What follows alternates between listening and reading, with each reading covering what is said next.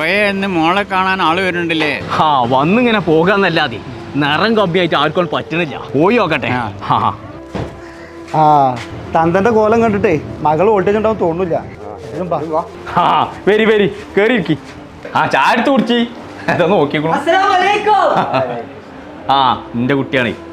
വെക്കടാ ഒരു അതപ്പില്ലാതെ. ആരല്ല കുട്ടികളല്ലേ, അങ്ങനെയൊക്കെ തന്നെയല്ലേ. എന്ത് കുട്ടികള്?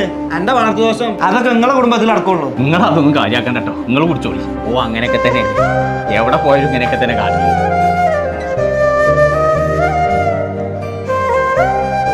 ഒന്നും ഒന്നാണ് ഇച്ചിന്റെ 2 കുട്ടികൾ ഒരേ മായ.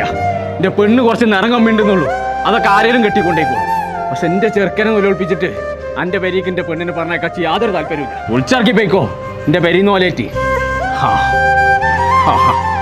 കൊച്ചിനുട്ടി കോലി പറഞ്ഞിട്ട് സങ്കടമായോ? കുട്ടി എന്തിനാ അങ്ങനെ കാട്ടിയേ?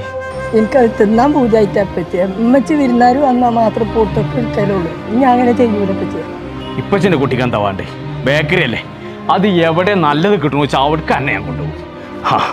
ചങ്കള നമ്മൾ ഇപ്പൊ ഉള്ളത് പാണ്ടിക്കാടുള്ള കേരള ബേക്കേഴ്സിലാണ്. Dates, nuts, chocolate, live cake, bakery ഐറ്റംസുകൾ കൂടുതൽ വാങ്ങിയാലും കുറച്ച് വാങ്ങിയാലും ഹോൾസെയിൽ വിലക്കാട്ട വില തീരെ. അപ്പൊ തൊള്ളക്ക് ചാത്തുള്ള സാധനം കുറഞ്ഞ പൈസക്ക് കിട്ടണമെന്നുണ്ടെങ്കിൽ നേരെ വിട്ടോളി നമ്മളെ പാണ്ടിക്കാട് വണ്ടൂർ റോട്ടിൽ ഹൈസ്കൂൾ പഠിക്കുള്ള കേരള ബേക്കേഴ്സ്.